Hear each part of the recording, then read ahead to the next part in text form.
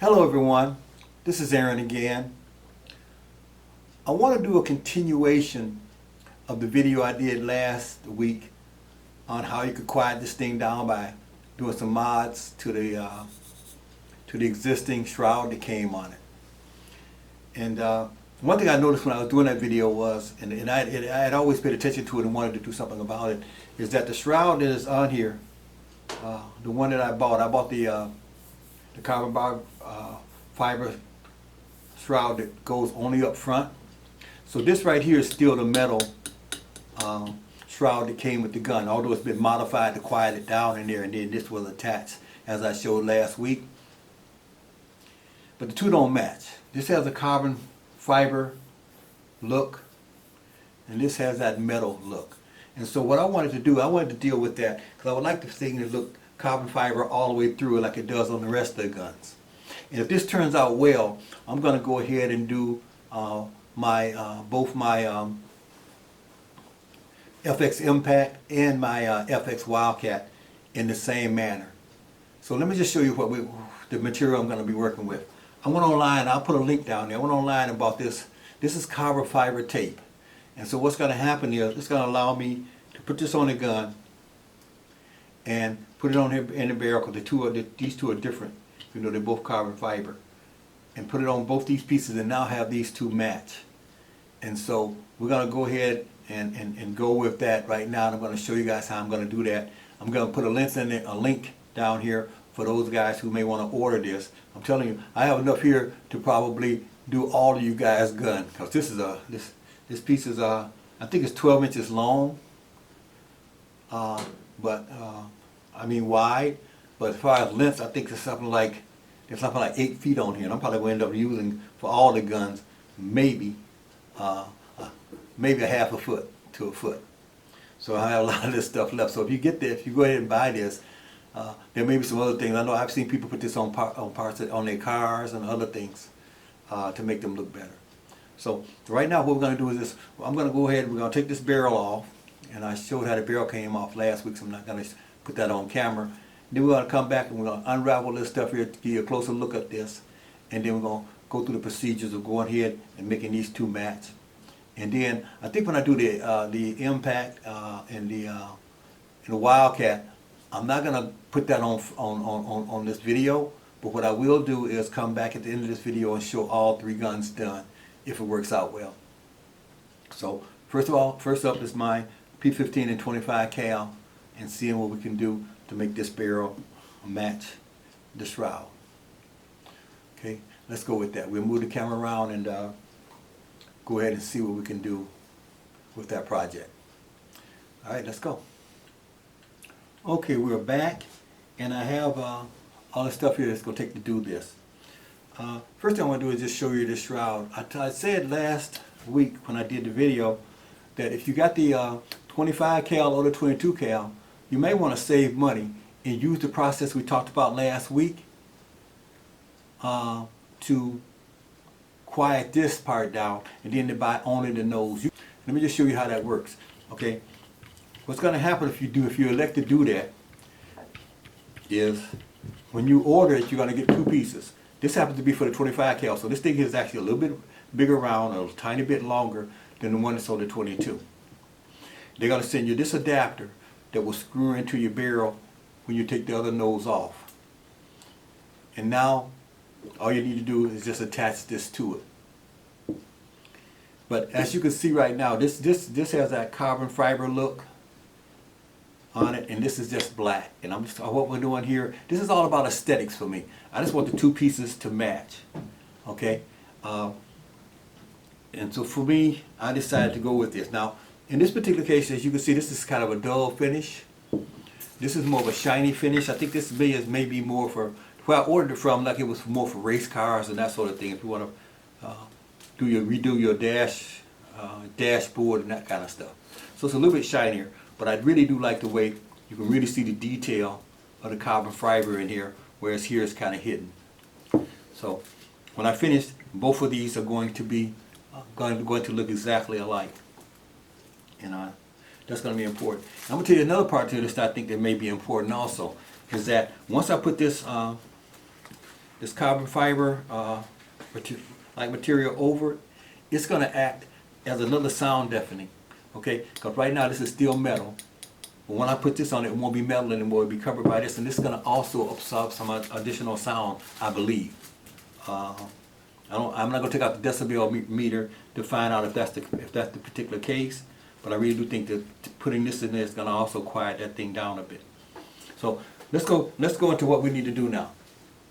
All right. What I have here is I have a measuring stick. This is a yardstick, and what we need to do is come up with the diameter of this stuff in inches, so we know how to cut it. Because I don't want to cut a lot of extra. Okay, and I would really love to cut it exact, so when it came around, it actually came to a close right one end against the other. That's going to be almost impossible. So what I might have to do is have a little bit of overlap and do a razor blade, or just leave the overlap. I'm not sure yet. So let me tell you the next step in this. Next step is what you want to do is you want to find the diameter of this. What I find is I used to use a string, but it would drive me crazy. Now what I use is one of these little ties. Okay, you take the tie, you hold it on here like this, and you bring it around until it exactly touches the other side. Try to do this on camera for you, if I can. Okay, I'm holding it on there tight. I bring this right around until it touches.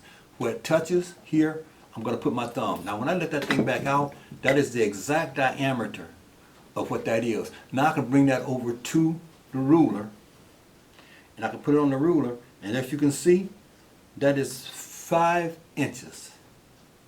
All right, so I know my first cut on this is going to be 5 inches. So we're good there. So now we'll bring the next piece over, and we'll do the same thing. We'll take this piece, take our tie, wrap it around as tight as we can until it touches. And when it touches that side, put my thumb right there on where it touches at, pop it out, it'll go flop back up straight, put it on here, and find out that that one is 3 3/4. So I need a 3 3/4 piece, and I need a 5-inch piece. I'm going to go ahead and cut that and come right back. We're back, and we made our cuts. Okay, this is the one that I cut 5 inches, and I cut it about maybe 1/8 over 5 inches. I put it on here and close it down. I see that on the back, when that thing gets around, it comes exactly pretty much up to it. There'll be a tiny bit of overlap, which is fine with me. Okay, and if I do the same test over here, where I cut it 3 3/4, pop it on there, bring it all the way around, and we find that that one too goes around it perfectly.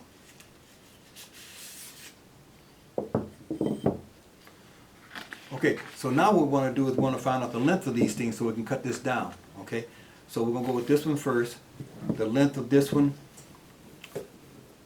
is going to be 10 1/2 inches. Okay, so we're going to do this one 10 1/2 inches. So 10 1/2 for that one, and then over here we'll measure this one. This one is going to be just about 5 1/2. Okay, so we have it 5 1/2 and 10. So we'll go in there and make those cuts. Okay, we're back. We have our pieces cut. Now we're just going to do a test. We're going to test it for length and diameter. We already checked it for the diameter once. We'll just do that again for this last part. But as you can see, the length on this is perfect. And the diameter has just a tiny bit of overlap that I can fix at the end. So that one is good. Now we bring up our 10. I wonder it was just about 10 inches. And do the same thing here. We find that there's a tiny bit of overlap on this one also, which is good. I can deal with the overlap at the end. Okay, so now what we want to do is we want to prep our parts. Okay, one thing, if you know anything about any kind of adhesives or any kind of glue, if you got any oil or any substances like that on the pieces you're about to work with, you're going to have some problem. Okay, first thing I want to do, and I'll do this off camera after I show you this part, but I put a piece of black tape around here to cover those holes, because actually as air escaped out of these holes, it was adding to the sound, so I covered that up, and I found that it did not have a with my pellet and accuracy. So test that if you want to cover these up to make sure, see how accurate it is. Cover this back up and see if it changes your accuracy. But it didn't for me. So anyway, what we want to do now is this: we want to take some alcohol, get some alcohol, and put a little bit on a paper towel or rag, doesn't matter which. And you're just going to use that to clean these parts to make sure that there is no fingerprints on there or any oil. So after you get it good with alcohol, all you're going to do is do this. You're going to make sure that you hit it with a dry cloth after that. We'll do the same thing over here. When you hold it, of course, you try your best to get fingerprints off of it, so do not touch that part again until you do the gluing. Same thing here. We're going to take the alcohol and we're going to go over it really, really good. And once you've done that, now you're ready to start putting the parts on that you cut out for it. So we're going to take a little break and then we're going to come back and we're going to walk through that process for you. Okay, we're back and we're ready to do our first part. So what we're going to do here is take the backing off of this paper. And I suggest you don't take it all the way off. Just peel back enough to get it started. You can take out the rest of it later. Because the first thing you want to do, and this is going to adhere pretty on, this is a pretty good tape, is you want to make sure that you're getting this thing on there exactly right to start it with. So that if you start it right, it'll end right. So, and that's the important thing right here, is just to start it right. And make sure you got it going around there perfectly. And not going in or out. And that one's going a little bit out. Right there. Took it a little bit off camera just to eye it. Okay, now as I go around it and make sure that I rub it down all the way from end to end, I can go around it and I can now take this off. Now they got it started right, and I should be able to just roll it on basically.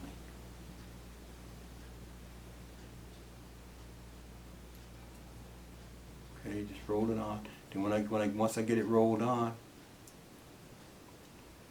all I have to do is make sure it's on good, like that. And there we are. We have our first piece done, and we can move on to the second. Take a little break now, and we'll come back with the second piece. Okay, we're back to do the second piece, and one thing I'm going to suggest on this: when you get onto this metal part, right now I'm in the basement and it's pretty cool down here, and so this metal is cool to the touch. Usually when metal is cool to the touch, you may not know it, but it is already acting as a dehumidifier, and there's moisture on here. Not a lot, but a little bit. And it's kind of hard for this to adhere to that. So if I heat this thing up, and I got a little burner here. If I heat this up, it's going to get the moisture off, and this is going to adhere better. Okay, so I'm just doing this for you on camera, just to warm this thing up and make sure that there's no moisture on it. We've already cleaned it with alcohol, which probably cooled it quite a bit too. Okay, then after doing that, now we can come over and add this piece to it. What we're going to do is take out the white piece of paper, and this actually has a film over it. So make sure that you get that film off of it too, because there's a protective film over this, and you got to get that protective film off also. This protective film is on here so well. I'm using a razor blade just to try to catch the end of it. And then once I catch the end of it, as you can see, I can get that protective film off. Once that protective film is off, now this is already still warm. What I do want to do now is to try my best to get this thing started perfectly on here. Okay, we're back, and I really got lucky on this piece. This one here I had to make a couple of adjustments on it to get it perfect. This one here, I just dropped it down on it and it just turned out to be perfect on both ends. And it didn't, if you don't get something on perfectly, at one end it'll start to roll up or roll down as you get to the end of it. This one here came around perfect. This one I had to do a couple of times. But anyway, there we are. We have it all set up now. I'm going to go ahead and bring the gun over, and we're going to put this thing together, and let's do this part first. Let's go ahead and attach this shroud to it. And since it's on there perfectly, there's no overlap up here. So when this shroud comes down and locked against it, it's not going to do anything with it. And now this thing is matching. I don't know how well you can see this on TV, but I'm telling you, on whatever you're watching, computer or whatever. But right here, it looks good to me. So let me get the gun over here and we're gonna finish this thing out. Okay, we're back. I got a close up on the gun because I want you to see this. But basically, this thing is together. It's finished. And on here, when you use the when you put it on, basically all you do is get it down and screw it on. And there we are. Now, I don't know if I could do a before and after shot, but I'm gonna zoom in on this barrel just a little bit for you. Okay, I'm just gonna zoom in on this barrel a little bit, and hope that you can see just what that does for this gun.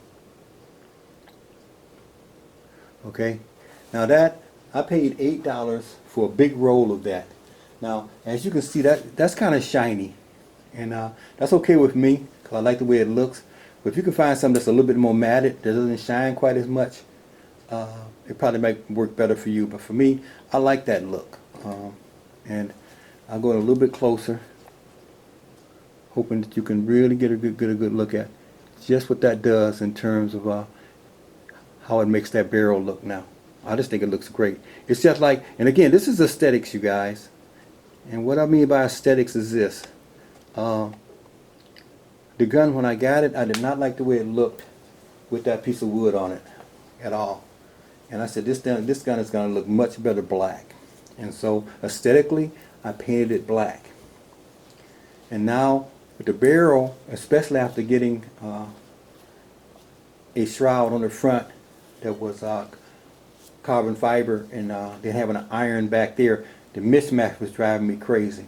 So I'm really glad that I did this because now the gun looks more uniform, and I think looks more badass in terms of being black and having that on there. I think what I'm going to do is this. I'm going to go ahead and do my impact and do I might do my Wildcat, I'm not sure, and bring those on camera and before and after and take a look at that. But I'm not going to take you through the whole process, just show you what it looked like before and then after. So let's do that.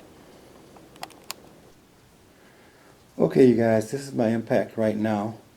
You can take a look at the barrel and see that it's just straight black. And I'm just in a mood to just try to play around with some of this stuff. So one nice thing about it, if you do get this carbon paper to go over it, contact to go over it, and you don't like it, you just take it right back off. So I don't feel any pressure that putting this on there is going to change anything in terms of my not being able to bring it back to the look it has right now. So let's just go ahead and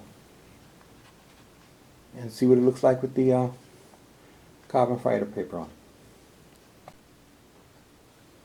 Okay, and here's the impact after adding that to it. And I'll just zoom in on the barrel a little bit.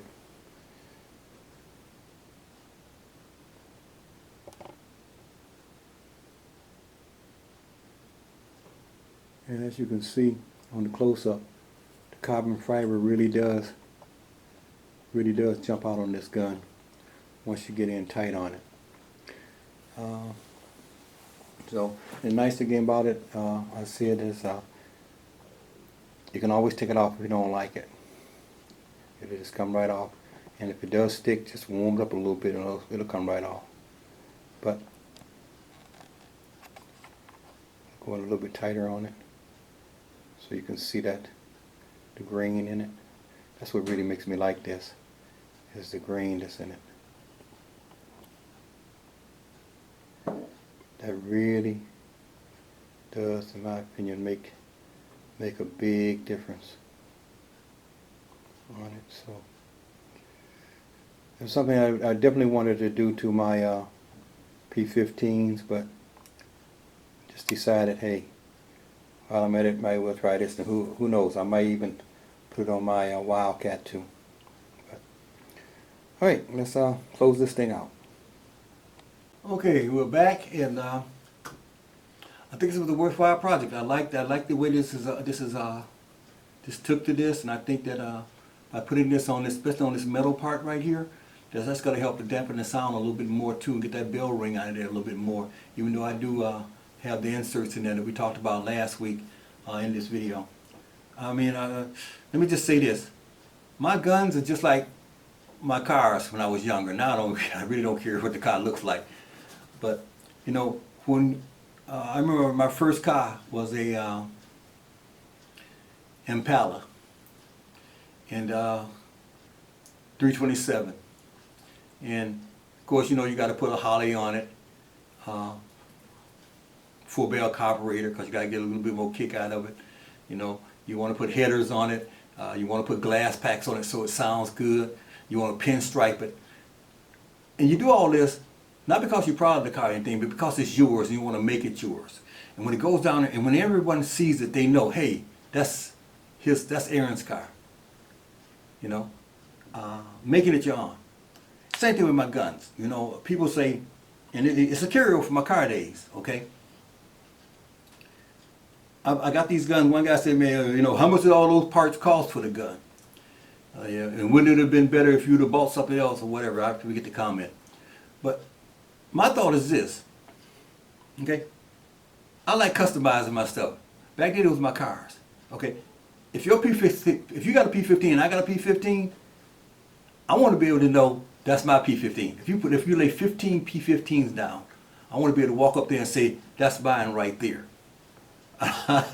It's just the way I am. So everything I do, I'll customize it. I'll do something to it to try to make it my own. And that's just the way it is. Some things are really, really small. I know everybody, when they see my impact, they see that little silver thing sticking down, the field probe sticking down and sticking out. And the way I have that on there. And they say, why, well, you leave your field probe on. Yes, I leave it on there. One, I don't want to lose it. But two, again, that's my gun. Okay, that's what I did to make that gun my own, to separate it from the rest. Couldn't do much else. The impact came that way. But the day I was able to do a little bit here, that's going to make it more my gun. Not everybody feels that way, but that's the way I feel about it. So let me just say this. I'm really, really happy with this. The only thing I would suggest to you is this. When I bought the first one I could find. I looked on eBay, and the first person I found selling this, I bought it. Now, to me, this has a little bit more shine to it than I would want. And if I could find it that had a little bit more of a dull finish to it, I would really, really like that. And so you may want to shop around and see if you can find this same pattern, because it's a beautiful pattern. And try to get it in a less shiny type material. And I think that might work a little bit better for you. In the future, if I find some, as I said, all I got to do is heat this up a little bit, take it off, put some more on. It's that simple. So with that, I want to thank you guys for tuning in. I want to thank you for your subscriptions especially. Share this if you can with others. And I'm still putting the tax and the board behind here. Got a couple more people from the UK. I think I got almost 40 people from the UK. So I couldn't put in 40 tax, so I put in one tax. And I got your names listed down by that. But I'm going to show this. I'm going to show this map in the next video. In fact, I tell you what. Let's take a break right here. I'm going to show you this map because I really like this. Okay, let's take a look at this map, and then we'll close this thing out. Okay, we're back, and just want to show you my map. And whenever I hear from somebody out there that tell me where they're from, I am so happy to know that somebody in some other part of the world actually are seeing my videos. We have no idea how great that is. But I would say the capital of the world for air guns, in terms of people that are contacting me anyway. Now, I only have a small number of people, but the UK, in the UK area, takes the cake. Now, I can't compare it to the United States because I'm not trying to find, put tax up there from every state I've heard from. And I've heard from almost a lot of the states here in the United States. But let me just zoom in just a little bit and we'll close this thing out. Okay, so as we zoom in here, you can see I got the United States in there anyway. you know on call for this. That's one that's covered. I got at least one person from Canada who'll come down here to South America in there now, and zoom in there for you.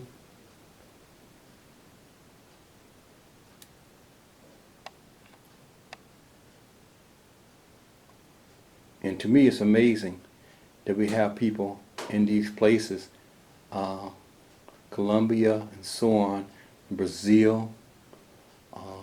We can go all the way down to Argentina and Chile.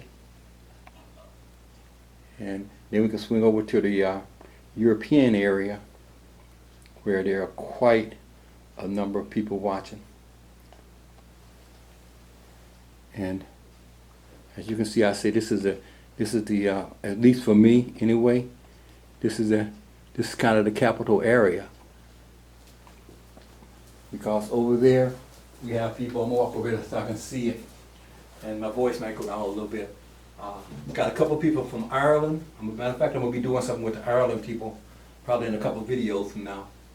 Portugal, Malta, the Netherlands, the United Kingdom. United Kingdom, I'm kind of confused on that because I have United Kingdom, then I have England, then I have Wales, I have all these other things. I don't understand it all, but it's all in the United Kingdom. And Denmark, of course, Sweden. Said Malta already. We got Bulgaria. I got even Lebanon. I was really shocked. I got someone from Lebanon who contacted me. Saudi Arabia, Pakistan. And let me just switch over to those areas so you can see them also. But so we'll just swing down from here and across. But as I said, Pakistan, Saudi Arabia, and anyway, we got Indonesia in the house, of course. And I have one person who contacted me from Vietnam, which was amazing to me. And then we'll swing down almost even with Brazil. And I'm really happy to have this continent represented. I had one contact from South Africa. And so that's my map, and I'm just thrilled. I know to a lot of people, I don't have the biggest numbers in the world in terms of people watching and that sort of thing, but I do want to show my appreciation for those of you who are contacting me from all over the globe to let me know where you're from. And I'm putting tags in there, and one of these days I'm going to I'm just going to flash this up on the board, because I did do a list of everybody who's contacted me. And let me just apologize to anyone who contacted me early on that might have told me where you were from. Because I just started doing this fairly recently, and as a result of that, I don't have everyone down who has contacted me probably to let me know that they're watching. But let me just zoom in on this list, and we'll close this thing out. These are the people who have contacted me. And if you contacted me and your name is on here, please just contact me again. Okay, I hope that's clear to everyone. But these are all the people I have down that's contacting me. If you look at the bottom left, all the way over to the bottom right, you'll see that the UK is represented. And I did look on there. I see that Scotland is part of the UK, so I moved that down underneath it. But it's just nice to have a list of people from all over the world that are watching me and inform me that they're watching and they appreciate what I'm doing. And I just want you to know that I appreciate everybody on this list. And if your name isn't on the list, give it to me and we'll put it on there. And like I said, I can only have one tag up there because of England, because of the UK. I can't put as I did plan, a tag for everyone, because it'd just be crazy. You wouldn't even be able to see it on the map. So, a tag for every nation that has contacted me, and a list of everyone who did that, and we have them down right here. And if I have any misspellings of names or anything like that, or any typos or anything, let me know about that. But I'm gonna keep adding to the list, and every time someone from anywhere in the world contacts me, I'm gonna put them on this list. And if I'm ever in your parts, I might end up doing a comment back to you and saying, hey, guess what, Curtis? You may not believe this, but I'm in Trinidad. Anyway, I'm gonna let you guys go, and let's just close this thing out. Well, okay, I wanted to show you guys that map. I've been working on it for quite some time, and I look at it often because it's when I first started this channel, I said if I can get a few people to watch my videos and be interested in it, that'd be wonderful. And if I could help one or two people out there, especially those people that are new coming into this, I would be satisfied. And then to look up and see that I got almost 8,000 subscribers, and that I got people from around the world watching. It's just amazing to me. I know some of you guys out there are probably thinking, boy, this guy here sure is shallow. But it's amazing to me, and I really appreciate it. And there's no way that you could not be really, really, how can I say, touched by what people say to you, the appreciation they show for you, the places they are from all around the world, and yet coming together in one place because we love one thing so much, and that is this. And there are guys out there, there's a lot of guys out there that don't even have these yet. They're contemplating them, or they wanted them, or they're desiring them. Other than them wanting to upgrade and all kinds of other things. But the interest in this is so big. I remember when I first saw my first few videos on air guns. All of them were from England. Every one of them were from England. They were shooting day states, and they were shooting all of the guns that I can't remember a lot of them now. And I remember looking up and saying, wow, they were taking out rabbits, they were taking out, and at that time I knew nothing about sub 12 foot-pounds or any of that, shooting rats in the head, and you couldn't hear any but a puff, and I was amazed by it.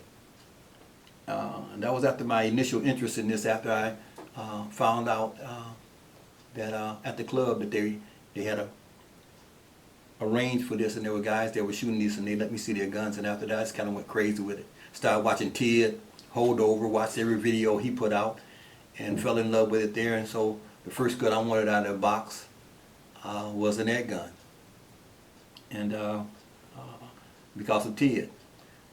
Ended up with the FX because by the time I got around to getting one, Ted had switched over to FX. Matt was switched over to FX right about that time too, and it was just, hey, guess I got to get an FX. So I know that people are influenced, and I know that I've influenced some people out there with this P15. I've influenced you not because of anything personal, not because of any gratification or monetary gain or anything I'm going to get from it. I did it because I think it's a great gun for someone who is starting out, and I just love it, and I'm not afraid to say this is a gun, this is my chosen gun, for a number of reasons that I've stated in other videos. I don't have to state here.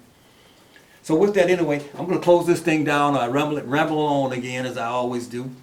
But again, I want to thank you guys from all around the world that have contacted me, others that haven't, that have contacted me and maybe left a message for me, a comment for me, saying where you were from and I missed it. Because I get a lot of them sometimes. And I have to work, and I have to do a lot of work to get through them. If I missed you, like I said again, please post it and I'll fix that. So with that, I want to just thank you guys very much, and I'll try to keep the videos coming, trying to think of things. I've saved a few pesting videos for this winter that I shot back when the weather was warm, just to kind of get me through this period, because it gets hard sometimes to come up with content for this. But I hope you appreciate and continue to enjoy the content I do put up. You guys have a good one and keep it safe. Thanks for your time.